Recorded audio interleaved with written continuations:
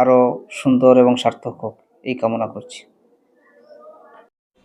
ঐতিহ্যবাহী দ্বীনি প্রতিষ্ঠান সোনাপুর মাজহারুল উলুম আলিম মাদ্রাসা 1951 সালে এই মাদ্রাসাটি প্রতিষ্ঠা করেন অত্র এলাকার সুনামধন্য পীরে কামিল হযরত মৌলানা আব্দুল মান্নান সিঙ্গেরকুলি সাহেব রহমতুল্লাহি আলাইহি। উনি এলাকার মানুষদেরকে নিয়ে প্রতিষ্ঠা করেন এই দিনের ঐতিহ্যবাহী খেদমতদারি এই প্রতিষ্ঠান।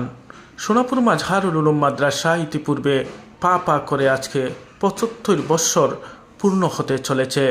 এই দীর্ঘ সময় ধরে এই প্রতিষ্ঠানটি রেখেছে অমূল্য অবদান এবং অসংখ্য আলিম ওলামা তৈরিতে রেখেছে বিশেষ অবদান।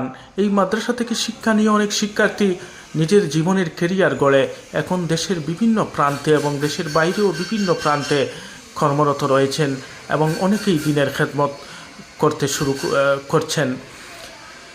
এই প্রতিষ্ঠানের 75 বছর পূর্তি উপলক্ষে অনুষ্ঠিত হতে যাচ্ছে 75 বছর পূর্তি মহাসম্মেলন। অত সম্মেলনকে ঘিরে এলাকাবাসী এবং প্রাক্তন ছাত্রদের এক বিশাল আনন্দ বিরাজ করছে। সকলের মিলন মেলায় পরিণত হতে যাচ্ছে এই 75 বছর পূর্ণি অনুষ্ঠানটি এক মহাসম্মেলনে। এতে উপস্থিত থাকবেন দেশের বিভিন্ন প্রান্তের বড় বড় শিক্ষাবিদরাও। বর্তমান অধ্যক্ষ মৌলানা কুতবুল আলম এই প্রতিষ্ঠানের ছাত্র ছিলেন।